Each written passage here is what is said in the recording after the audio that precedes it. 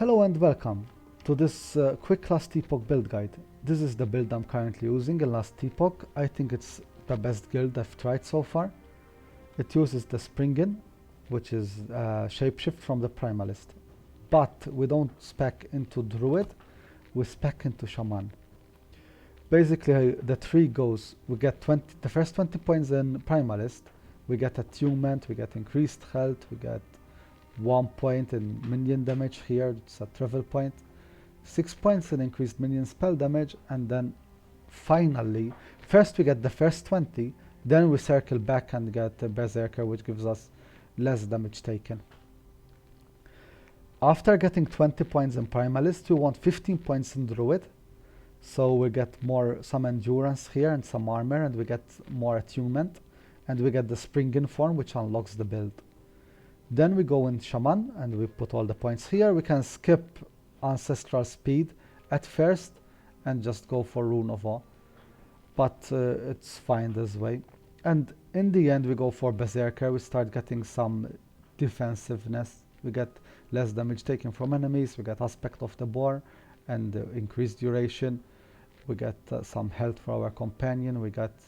And then we start getting more attack speed, so the wolves will howl more. As abilities, we want the wolves. The wolves are going to be only for support.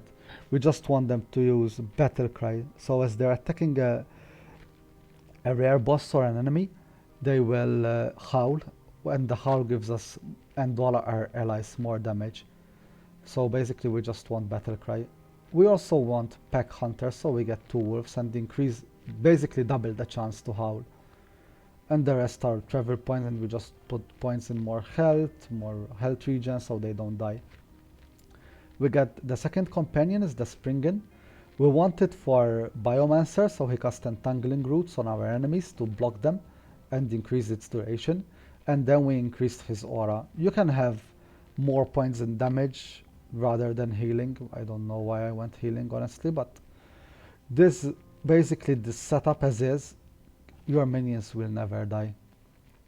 We want the Thorn Totem just for the mana gain, and then the rest of the points I put them in the Frost ones, so they will freeze some enemies, and the cast speed, so it's faster.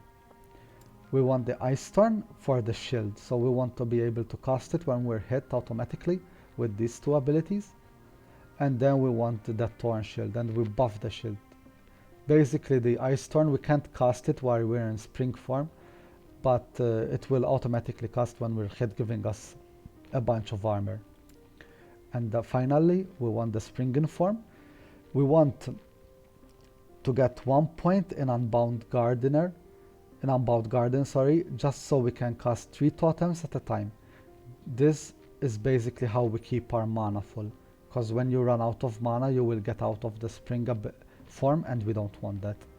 The rest of the points are buffing the vines, which are our main damage.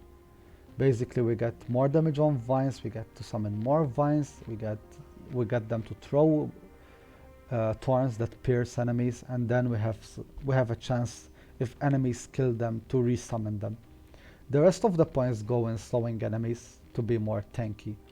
Basically what we do all game is just summon thorns. Damage is not an issue. If there's a boss that takes a beating, we just summon more and more and more thorns, and they all start shooting. They deal massive damage each. To get mana we just spam the totems and get it to full life. We also proc haste when we're summoning the totems, so we can clear maps faster. And that's basically the build. For gear we just want Vitality, health, and minion crit wherever we can, and cast speed to cast the totems faster and make it go quicker. It's all minion damage, vitality, health, minion crit, and then we get a shield and a lot of blocks, so we're very tanky. We have a 42% chance to block 42% of the damage. We have a little bit of armor, but when we're getting hit, the Thorn Shield, the Ice Storm gets procced and the Thorn Shield procced, so we're more tanky than we actually look. The rest of the gear is just some endurance and health, just health, endurance, movement speed, the basic For uniques, nothing is mandatory. We can play this build without uniques, but a death rattle helps us a lot with damage. The arboreal circuit here gives us movement speed and armor, which I like. And the legacy of the quiet forest just gives us some mana regen every 3 seconds, so we don't have to spam the healing totems so often. If we're just running, we cast a couple of spells and they will take care of all the enemies in the area, and the mana will just regen on its own. If we're on a boss fight and we have to put a lot of turns to attack him, then we just summon some totems and we get back to full mana.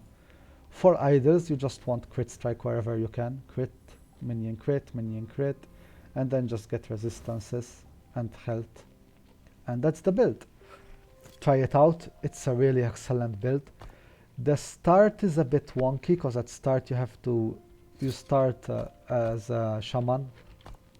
You start as a shaman, you start getting points in attunement and penetration here and increased damage. They don't really do anything. No, wait, I mean you start as a primalist and then you start putting points in druid and they don't really do anything. You put, after you have your first 20 points go here, the next 15 points go here. So at 35 points you want to have the Spriggan form. Once you unlock the Spriggan form, the build unlocks. Before the Spriggan form, you're just having defense here, so it's not gonna be that strong. It's gonna be a little bit hard. But after you unlock the Spriggan form, you're just gonna rush through everything. Try it out. If you have any questions, let me know, and good luck.